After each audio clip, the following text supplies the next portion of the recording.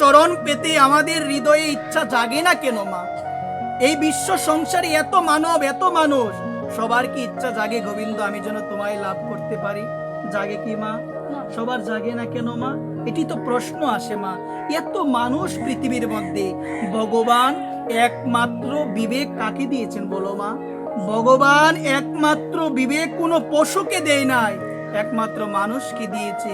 কিন্তু সেই মানুষ আজকে মাতৃজঠরে ভগবানকে কথা দিয়ে এসেছে, ভগবান এই জগতে এসে তোমায় ডাকবো, তোমার ভজন করব, তোমার নাম গুণকীর্তন করব, তোমার নাম না করে কোনো কিছু গ্রহণ করব না। ভগবানকে মাতৃজঠরে আমরা সবাই কথা দিয়ে এসেছি।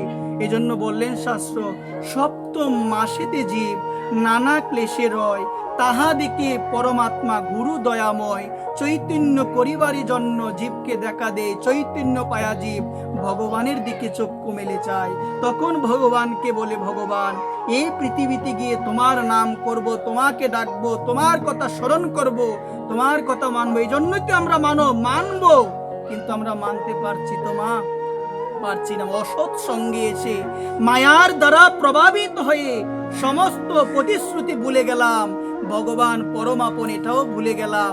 ভগবানকে পাওয়ার ইচ্ছা হৃদয়ে জাগে না, জগতের মানুষকে পাওয়ার ইচ্ছা হৃদয়ে জাগে, কিন্তু ভগবানকে পাওয়ার, ভগবানকে ভালোবাসার হৃদয়ে ইচ্ছা জাগে না কেন মা?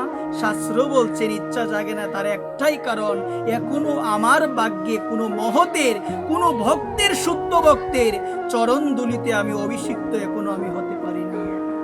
এখনো মা, এখনো যথার্থ সদ্গুরুদেব, যথার্থ ভগবানের একান্ত নিষ্ঠাপরায়ণ ভক্তের চরণ দুলি আমি নিজের শিরে ধারণ করতে পারি না। এই জন্য ইচ্ছা জাগে না মা।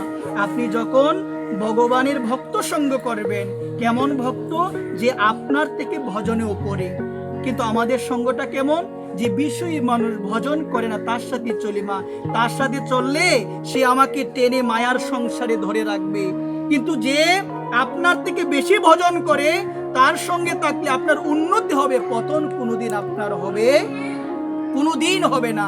এবং তার সঙ্গ করলেই হৃদয়ে আপনার ভগবানকে পাওয়ার পিপাসা জাগবে, হৃদয়ে আপনার কৃষ্ণকে পাওয়ার আকাঙ্ক্ষা জাগবে, যে আমি কবে কৃষ্ণ তোমায় লাভ করতে পারবো। এই আকাঙ্ক্ষা জীবের সবার জাগে না মা। কেন জাগে না? সবার ভাগ্যে তো ভক্তের চরণ দুলি লাভ হয়। যার হয়েছে গো মা, যার হয়েছে বুঝবেন, তার হৃদয়ে কৃষ্ণকে পাওয়ার লালসা আছে, আর তো কারো হৃদয়ে নাই। এই জন্য মা, এই জন্য আমাদের একটা জিনিস আমাদের উপলব্ধি করা প্রয়োজন, কারণ ভগবানকে না ডাকলে দুঃখ কোনোদিন আমাদের দূরে যাবে, কোনোদিন দূরে যাবে না। এই জন্য বলছেন জগতের মানুষ আমরা ভোগ বাসনায় ব্যস্ত হয়ে গেলাম, কিন্তু বললেন শাস্ত্র, ভোগের দ্বারা দুঃখ কখনো নিবৃত্তি হয় হবে মা? কখনোই হবে না। ভোগের দ্বারা দুঃখ কখনো নিবৃত্তি হয় না। আর এদিকে আমরা সবাই চাই, কি চাই সবাই মা? সবাই চাই যে গোবিন্দ আমার যেন দুঃখ না থাকে, আমি যেন দুঃখ থেকে মুক্তি লাভ করতে পারি। কিন্তু মা, একদিকে দুঃখকে চাই না, আরেকদিকে দুঃখকে আমরা নিমন্ত্রণ জানাই জীবনে। একদিকে দুঃখ চাই না, কেউ চাই কি মা? কিন্তু আবার আমরা ভোগই করতে চাই। আর গীতায় বললেন ভোগের মাধ্যমে জীব কোনোদিন শান্তি সুখ লাভ করতে পারে না। গীতায় ভগবান বলেন, এই জন্য বললেন অনিত্যম অসুখম লুকম ইমম প্রাপ্য বজস্বমম। এই জগৎ অনিত্যম, এই জগতে শুধু অসুখ মানে রূপ, এই জগতের মধ্যে দুঃখ, এই জগতের মধ্যে কষ্ট। লুকম ইমম প্রাপ্য বজস্বমম। হে অর্জুন, তুমি শুধু আমার ভজন, তুমি শুধু আমার ভজন করো মা। এই কথাগুলো ভগবান কাদের উদ্দেশ্যে বলেছেন? আমাদের উদ্দেশ্যে তো। একবার নয়, শতবার নয়, সহস্রবার সাধু মুখে, ভক্ত মুখে, পাঠকের মুখে আমরা শুনি যে এই জগৎ অনিত্য, এই জগতে সুখ নাই, এই জগতে শান্তি নাই, শুধুমাত্র দুঃখ কষ্ট। এই জগতে গিয়ে একমাত্র সুখ পেতে চাইলে প্রাপ্য বজস্বমম, হে অর্জুন তুমি আমার ভজন করো, তাহলেই তুমি সুখ লাভ করতে পারবে, তাহলেই তুমি শান্তি লাভ করতে পারবে। এই জন্যই তো ভগবান আমাদের জন্য দুইটা জিনিস রেখেছেন, এক হলো বুক আর এক হলো ভগবান। এক হলো বুক আর এক হলো ভগবান। ভগবান বলছেন তোমাকে নিজস্ব অধিকার দিয়েছি, তুমি চিন্তা করো তুমি তোমার জীবনে কোনটা গ্রহণ করবে। যদি শান্তি চাও তুমি আমাকে গ্রহণ করো, যদি বুক চাও তাহলে তুমি দুঃখকে গ্রহণ করো। তাহলে মা, এখানে প্রশ্ন, যদি আমরা চালাকি হতাম, যদি আমরা চালাকি হতাম কোন জিনিসটাকে গ্রহণ করতাম? বুককে গ্রহণ করতাম না ভগবানকে গ্রহণ করতাম? ভগবান তো দুইটা জিনিস রেখেছেন আমাদের জন্য, বলছে বুককে ধরলে কষ্ট পাবে, অশান্তি পাবে, এবং যদি তুমি আমাকে ধরো তুমি শান্তি পাবে। কিন্তু মা জগতের মধ্যে আমরা কাকে ধরলাম? আমরা ধরলাম বুক বাসনাকে, মনে করলাম এটাতে সুখ হবে। বুক বাসনা কখনো মানুষকে সুখ দিতে পারে? কখনোই মানুষকে সুখ দিতে পারে না। এই জন্য মা সবার চরণে নিবেদন করি বলে, যদি সুখ আমরা পেতে চাই, আমাদের করণীয় হলো সদা সর্বদা যেন আমরা ভগবানের নাম ভগবত ভজন যেন করি। এবং কলির ভজন হলো অত্যন্ত সহজ, হরে কৃষ্ণ কৃষ্ণ কৃষ্ণ হরে হরে, হরে রাম রাম রাম হরে হরে। জয় জয় শ্রী রাধে শ্যাম, জয় নিতাই গৌর হরি বল।